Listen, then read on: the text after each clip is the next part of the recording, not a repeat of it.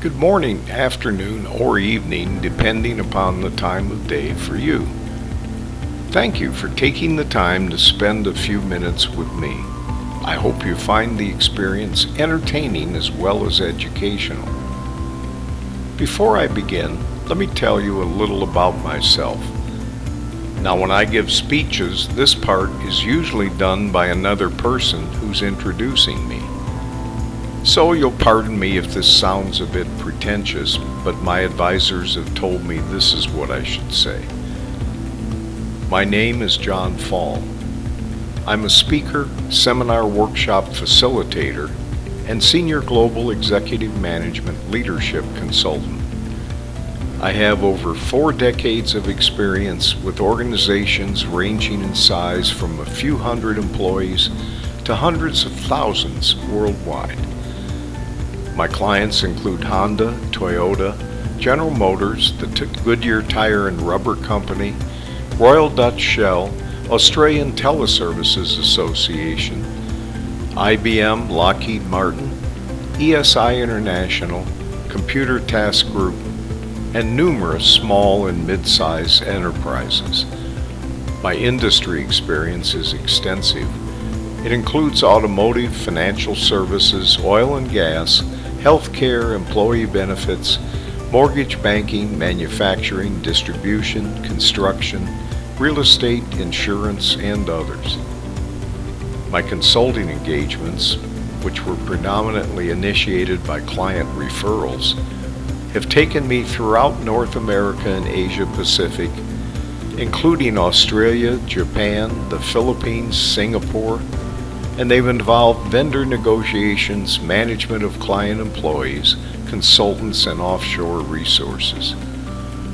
I'm a certified project management professional, former director of the Orange County, California, U.S. chapter of the Independent Computer Consultants Association, and author of Using Information as a Resource, published in Mortgage Banking Magazine, and Living with a Fastidiot, the Executive's Guide to Computers, used by Arthur Andersen and Company's introductory course on computers.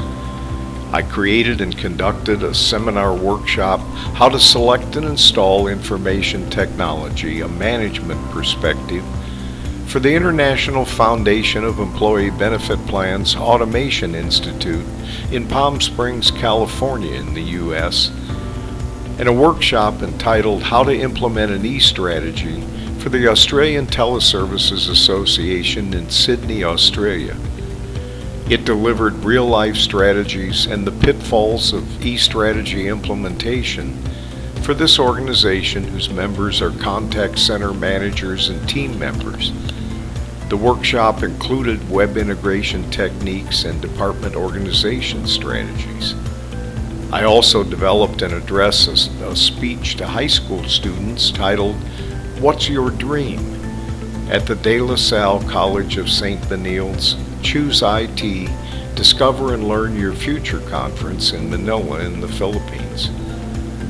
I'm listed in Who's Who in the World, Who's Who in America, Who's Who in Finance and Industry, Who's Who in Finance and Business, Who's Who in Emerging Leaders in America, and Who's Who in the West. This speech is part of what I call Fall's Inspirational Kick-Off Speeches, a collection of 5 short inspirational speeches designed to kick off an annual planning meeting, team building event, corporate reorganization introduction, or any meeting that could use a refreshing start. This speech is called Do You Know Who You Are? The other speeches in the collection are The Mirror Test, It's Not About You, You Don't Have to Be Famous, and It's Never Too Late. Do you know who you are? I don't mean your name, unless you're in one of the stages of Alzheimer's or had a little too much to drink before you came here today. You can probably remember that.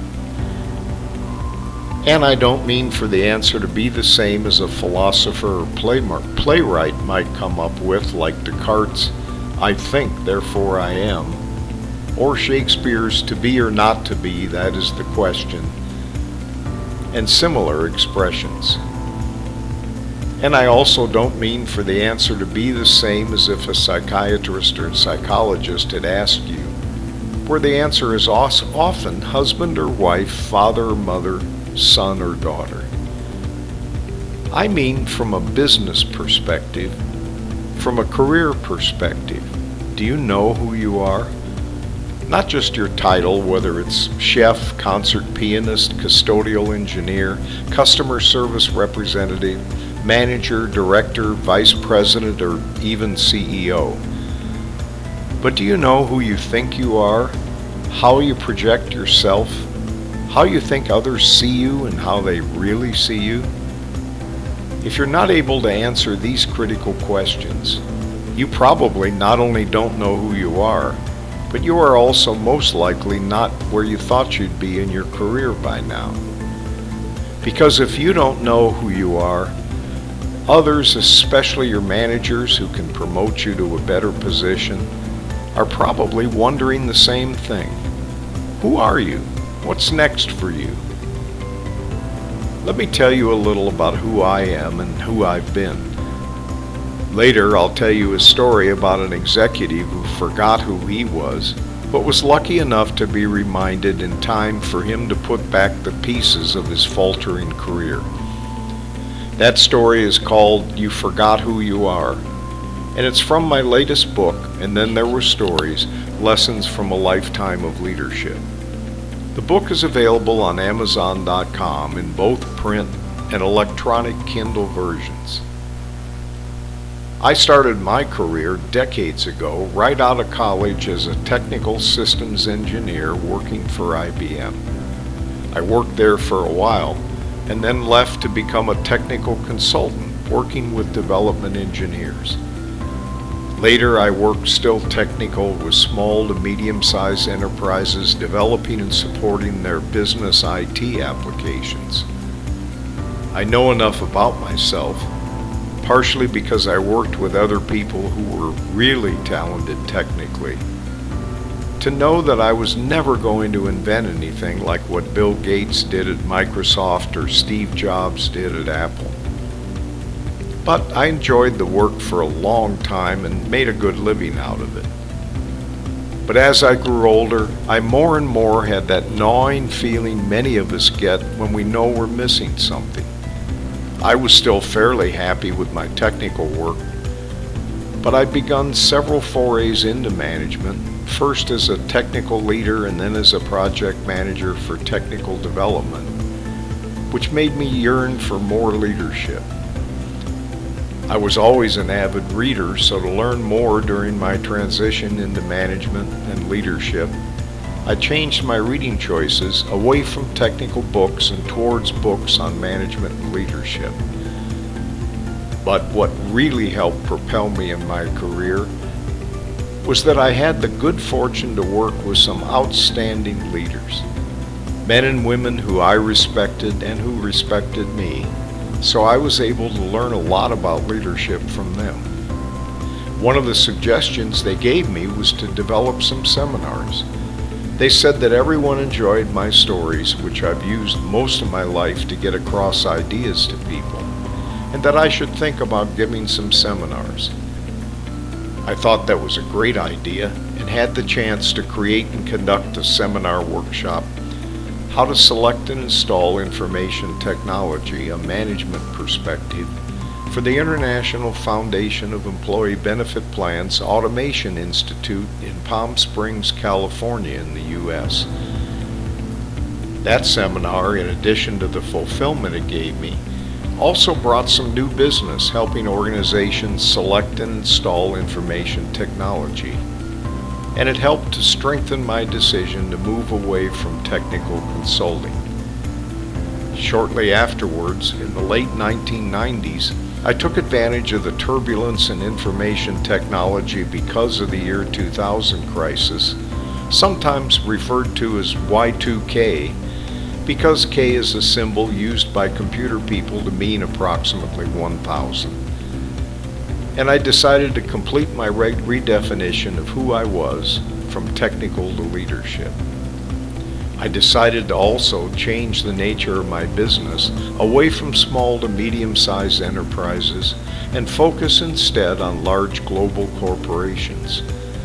I found the largest year 2000 Y2K engagement I could find in the U.S. with the Goodyear Tire and Rubber Company headquartered in Akron, Ohio. It was a huge contract, over 130 million US dollars, and I ran a major portion of it that included the largest plants throughout the United States.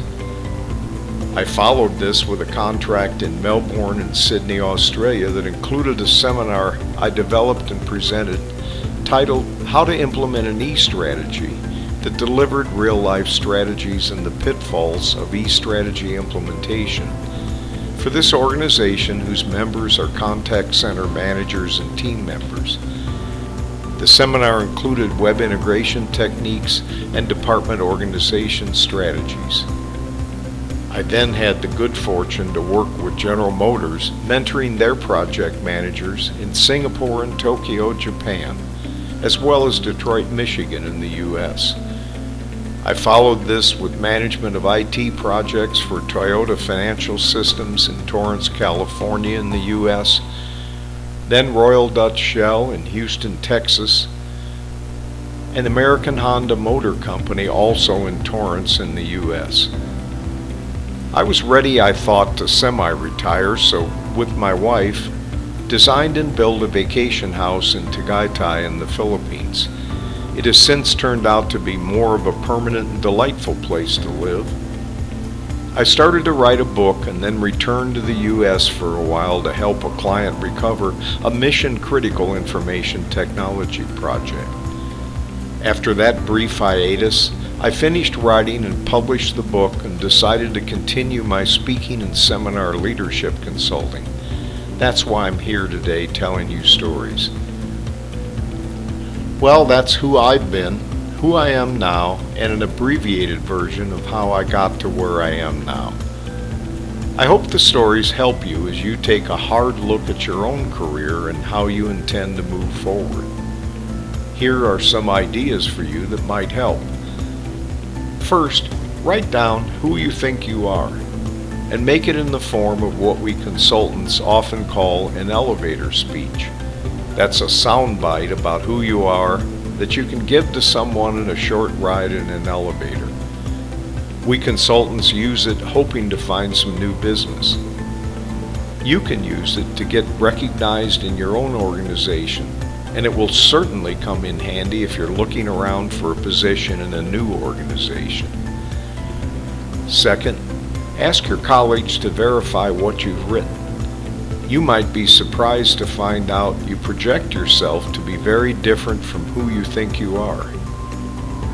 Third, now, write down who you want to be next. And finally, also write down a plan and timetable to become this next you. Now, before I finish, here's the story I promised you earlier. It's a story about one of my favorite clients, Ed. The story is titled You Forgot Who You Are, and it's taken from my book, And Then There Were Stories, Lessons from a Lifetime of Leadership, available on Amazon.com in print and electronic Kindle editions. Ed drove a huge Cadillac Eldorado convertible with a set of longhorns as a hood ornament and a horn that played "The Eyes of Texas Are Upon You" when he blew it. Instead of a coffee table in his office, he had a roulette wheel covered with glass, and he'd take off the glass and challenge his visitors to gamble with him, and he'd almost always win. He was short by U.S. standards, not quite 5 feet tall, about 1.5 meters, but he was one of those people that are truly larger than life. When I met Ed, he'd just moved to Southern California from Houston, Texas in the U.S. I was consulting for a mortgage company. It was in the mid-1980s in the U.S. and the industry was in trouble. Interest rates were shooting through the roof and home values were plummeting throughout the country. The problem was to be repeated decades later, only in far greater proportions, and lead to a worldwide recession. Needless to say, it was difficult for them to get new business. In addition, large retail organizations had just started to offer mortgages through their retail outlets, and the small company I was working with was afraid that if they didn't do something soon, they'd be unable to continue in business. They looked into a variety of options and, in the end, decided it was best to acquire a real estate franchise which would provide them an automatic source of new customers. It was at the time that the real estate franchise business was just starting to boom, so they felt they were getting in on the ground floor of something. Unfortunately, they were in too much of a hurry, and the company they bought contained a host of problems, including the president who'd used every shady trick in the book to build his company. After not too long a time, they fired the president and went on a nationwide search for a new one. They enlisted a premier search agency to find their new president, and the agency had managed to discover Ed. Ed had built up a successful real estate business in St. Louis, Missouri in the Midwest in the U.S., and sold it to the most successful of the large real estate franchising companies. As you'll soon see, in addition to the money he got for selling the business, he got some of the best advice he ever received. Shortly after he sold his business, Ed started having trouble selling real estate. It was a real problem for Ed, not only for his ego, but also because a large part of his profit in the sale of his business was based upon a complicated formula of how much new business he was able to bring in for the first 3 years after the sale. Gil, the chairman of the real estate franchising business, flew in to meet with Ed. It was certainly not a social call.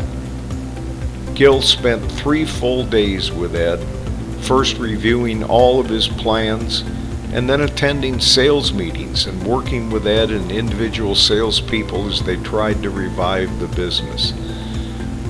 I've got some other stories about stress, but trust me, no matter how much stress you think you've been under at any time of your life, it's nothing compared to what happened to Ed. He spent several 16 to 18-hour days of pure misery. Gil was not only relentless, he was obnoxious. He told Ed he couldn't believe how bad he was. He threatened to sue Ed and not only take away all the money he'd already given him for his business, but to add millions to the lawsuit for false representation. At the end of the long 3rd day, Gil said to Ed, "What's the most expensive restaurant in town?" "The dining room at the Ritz-Carlton," Ed replied immediately. "It's where I used to take all of my good clients to celebrate. My wife and I stayed there years ago on our honeymoon." "Make us a reservation for dinner tonight," Gil ordered. "Call your wife, tell her to join us there. I've got some things to say, and I want her to hear them as well."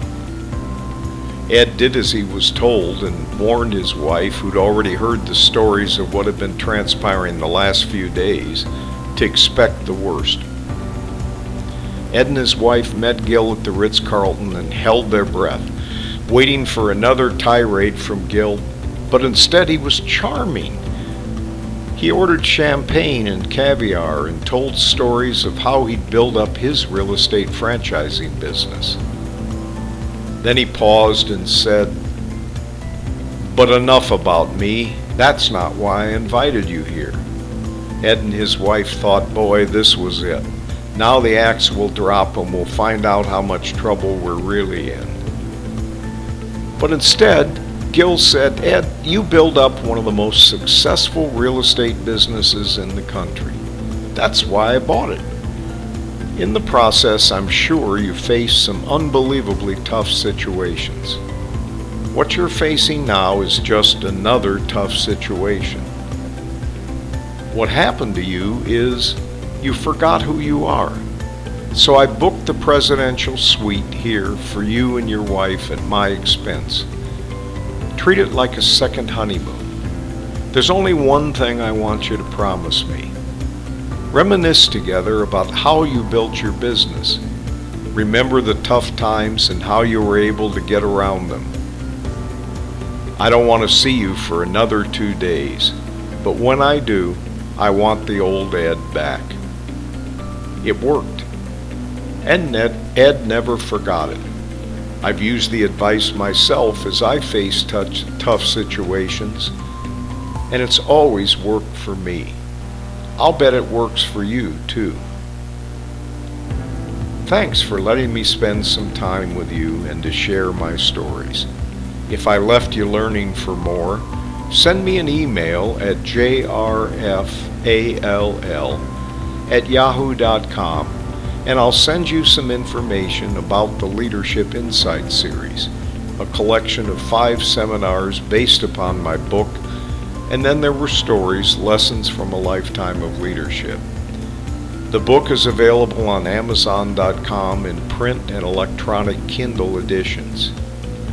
One of the seminars, Leadership Myths and Musts, includes the stories behind the phrases, "You're trying to put your children through college, I'm trying to feed them. Everyone goes home at night fulfilled. You can't learn how to be taller. And the story I just told you about Ed, you forgot who you are." The stories are interspersed with quotes from Dilbert, former President of the United States Bill Clinton, Mel Gibson as Lieutenant Colonel Hal Moore in the movie We Were Soldiers, U.S. billionaire investor Warren Buffett, and former Secretary General of the United States, Dag Hammarskjöld. The other seminars include What Can I Do? Leadership Lessons from Everyday Life, Leadership Lessons from Entrepreneurs, and The Pace of Leadership. Thanks again. I hope you enjoyed the stories and will not only learn some of the lessons yourself, but pass them on to your colleagues, because knowledge is one of the few things that increases when it's shared.